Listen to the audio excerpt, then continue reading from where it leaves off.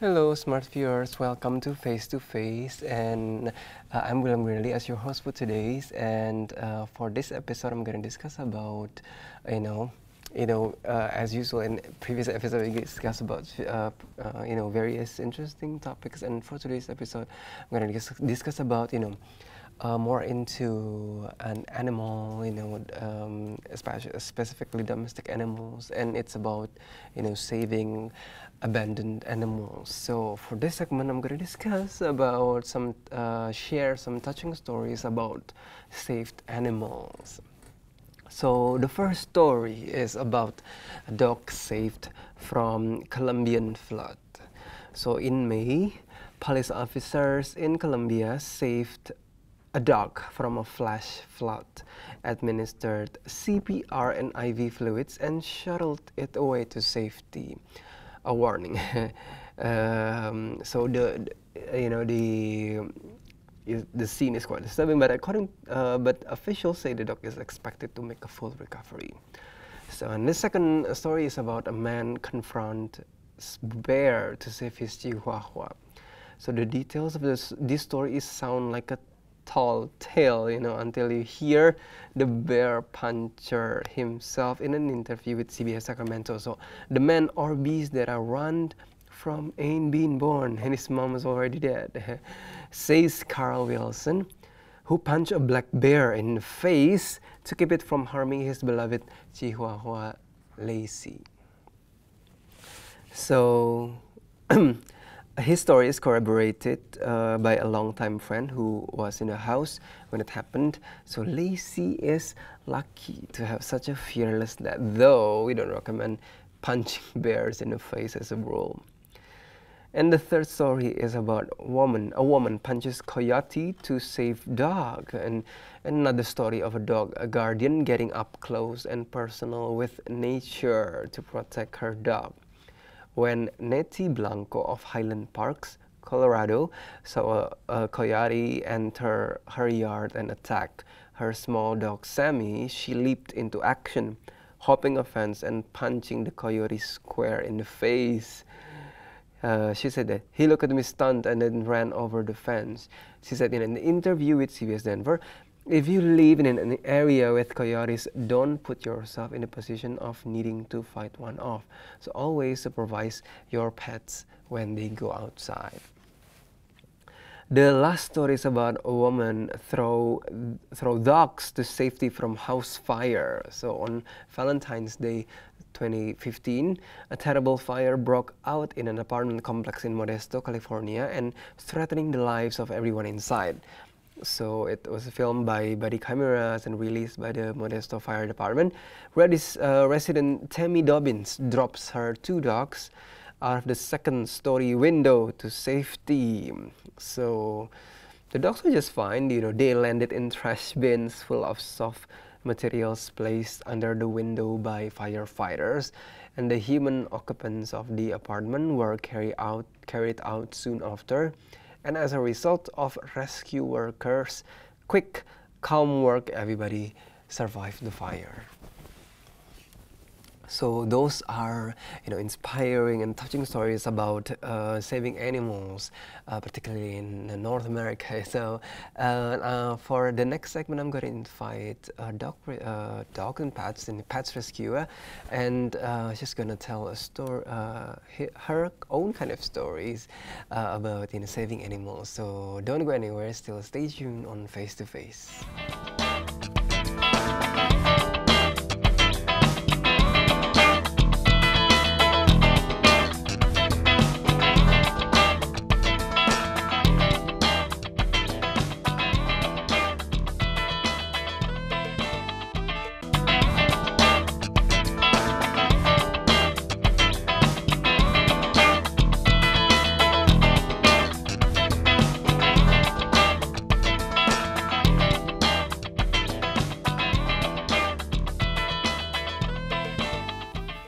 Hello, smart viewers! Welcome back to Face to Face. With me, still William Grinaldi, and as I promised on previous segment, I'm going to invite an example of pets rescuer, how she tried to save, abandoned animals. So without further ado, here's hello. Maybe you can introduce yourself first to the smart viewers so they can get to know you better. Hello, Yeah. my name is Carol, and I've been volunteering for Let's Adopt Indonesia since 2011. And yeah, I've been working with a team to help cats and dogs in need, especially in Jakarta, but it doesn't really have to be in Jakarta. Once we help a cat from Gresik, and then we flew her all the way to Jakarta for some treatment. Yeah, eventually the cat didn't make it, but we have tried our best. Any kind of efforts to fulfill the missions of also, the organization also, and if you can share about as a member of Let's Adopt Indonesia, if you can share a little bit of your activities that you have done recently. Okay, well, basically in Let's Adopt Indonesia, we rescue an animal in need, the one that needs our help the most. For example, stray dogs or stray cats that are sick, or perhaps abandoned pets. Sometimes owner they think pets are furniture, so some of them gets really sick. And I think it is the point when we really have to, take action on that. And then after we rescue, then we bring them to the clinic, and then have them checked up by our vets, and then let them stay there for further observation and treatment if needed. And then once they are recovered, then we take them and put them in foster homes with real families. Yeah, and there the dogs or the cats are learning about house surrounding.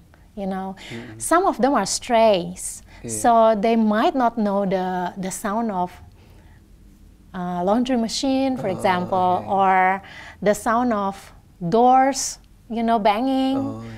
So they learn about it. It's some kind of a transition before they are actually moved to their forever home. That means they are adopted. So there are a transition between being out there and then to get adopted. They need to have they need to have some training actually. Train, not just adaptation. Just training on on everyday kind of life. Yep, exactly. And maybe you can share about the organization itself, Let's Adopt Indonesia. Okay. Well, Let's Adopt Indonesia was set up in 2011, and we are part of Let's Adopt Global, which is headquartered in United States. Right now, Let's Adopt work in Bulgaria as well, and we work together, to find homes. Not necessarily inside the country, but we do try to find the best home wherever that is, as long as it is possible for us to transport the pets there. Okay. So you have associations outside of Indonesia also, and we work together. Basically, it's a teamwork. It's a team. And how you navigate pets in needs, like stray dogs, stray cats in needs, and how you kind of navigate and try to give efforts to them? Well, we work online. Basically, we are an online community. So many people ask us whether we have a shelter for the pets. Well, we don't. So we work online, starting from rescue.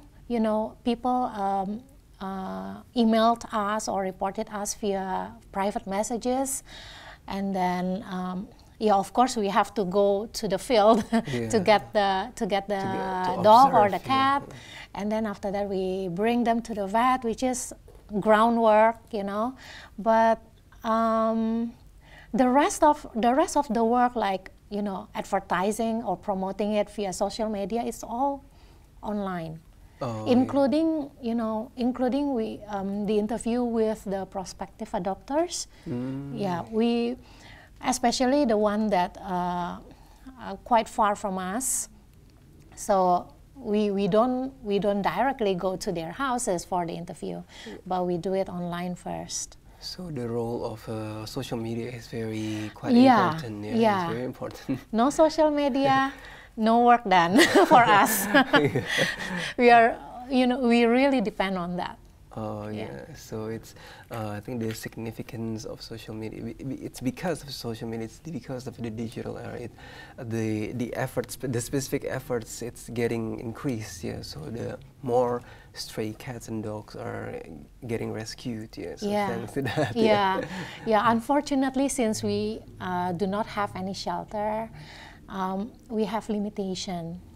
So we cannot rescue as many as possible, even though if we wish we can, but our hands are tied. Oh, so like we can just save once, you know, one dog or one cat at a time. Oh no, it's like you save at each other houses, or like in specific place you put them in a specific place. Well, it's we use the fostering system. Fostering means the temporary house, temporary family. So let's say if I rescue one dog or cat, and then there is no place to go, then it is impossible for us. So what we need to have is one foster home available. Once they are available, then we have to, you know, we have the chance to rescue one. And the homes are like our friends only. Okay. So the discussion is getting more interesting, more information we'll give, but right after the break, still on Face to Face.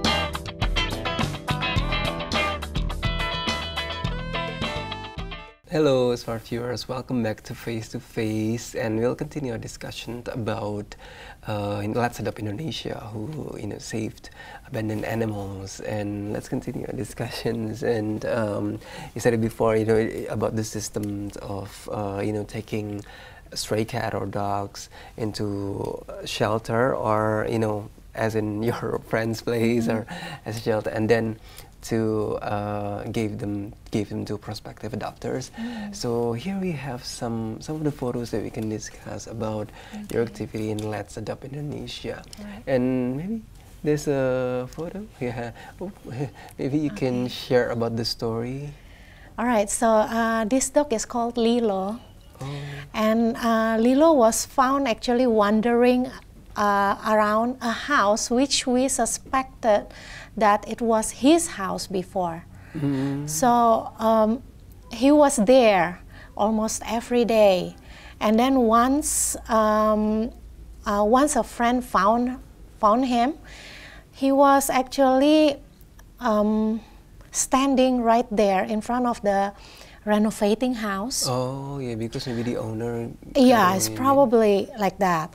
And we don't know why, but some neighbor says that the worker inside the house actually threw chemical liquid to his face.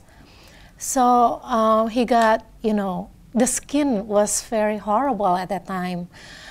And we didn't know this up until a friend actually emailed us. and then we arranged the transportation from, if I'm not mistaken, it was he was in Sunter at that time. So we arranged the transportation to Sunter, from Sunter to the vet. And then after that, he was, treated in the clinic. And once he got recovered, then we found him a home. Oh, yeah. And this one is Wendy. Wendy actually had an owner, and one day she fought with another dog in the house, and she got thrown out by the owner. But she didn't leave the house yet. She didn't leave the neighborhood. So she actually stayed at the next house, which was empty. So she stayed there in the dirty garage. And since, the wound was not treated, it became infected. And, after that, her condition deteriorated. And, she was even more horrible than this one at that time. Yeah, I've got the first picture. And right now she has been adopted. She lives in a house with 3 cats, if I'm not mistaken, 3 or 4 now. Oh yeah, so dogs live with cats also. Yeah, you get along. Right, and these are the family of mom and I think 3 babies from a house who has too many cats. Yeah, and they got wounded, on the skin, on the eyes, So a friend took them and fostered them. Oh, yeah, we haven't found a home yet, but we will. It's in progress. Yeah. In progress. Yeah. And maybe you can and share this about one is one of our latest rescue. Oh, yeah. Her eyes almost popped out when we found. When a friend found her. So this friend managed to take her to the clinic. But unfortunately, she didn't make it after several days in the clinic. Maybe it's because, the accident or something like that. I don't know, but it looks like that. Yeah, the fat thinks it was an accident. Probably she got hit by a vehicle or something. Oh, yeah, okay. So maybe there are other photos and we can discuss or... And this one, Kuro. A friend actually told us about Kuro, and then she found Kuro, in a horrible condition as well, and then she asked us whether we can help him find a home, and we did actually. Now Kuro lives with 2 sibling cats. Oh, sibling cats. And a dog. And a dog also. In the house. Live happily together. Yeah, supposed to be happily ever after. Yeah. So let's continue our discussion, and maybe you can, share about, what's next in Let's Adopt Indonesia. Maybe you want to expand the connection or something. Well, we want to raise awareness about animal welfare, in general. But what we can do now is we try to organize subsidized sterilization for cats. And maybe in the later months we can arrange for dogs as well.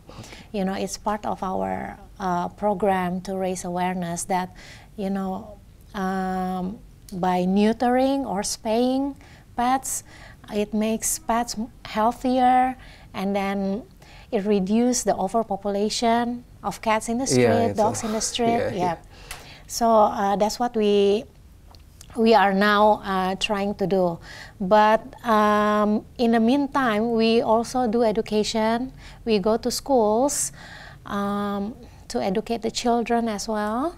Yeah, but at the moment, we are off doing that because the volunteers are,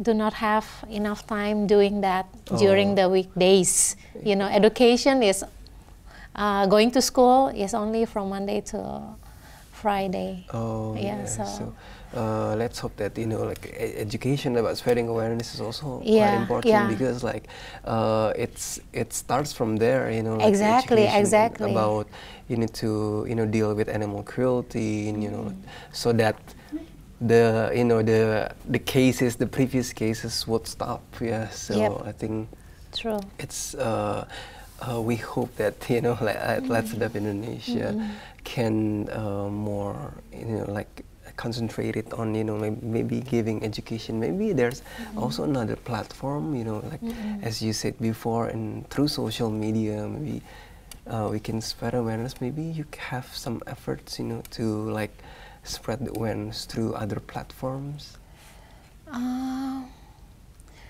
Basically, what we do is more in social media, Yeah. because that's, you know, that's what we can do more during our busy office hours. You see.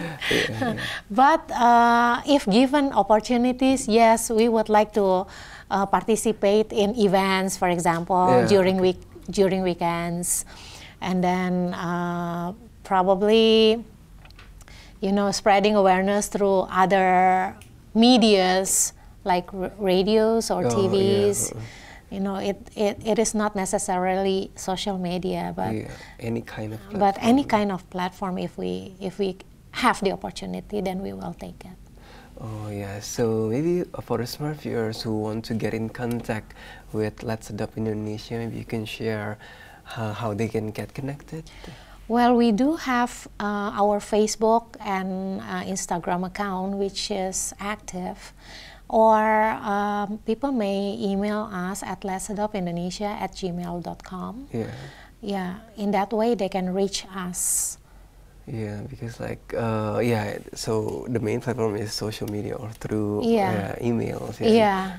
By then, you know, like there will be, you know, decreasing cases of like, you know, abandoned animals, you know, abandoned, specifically stray cats and dogs. Yeah.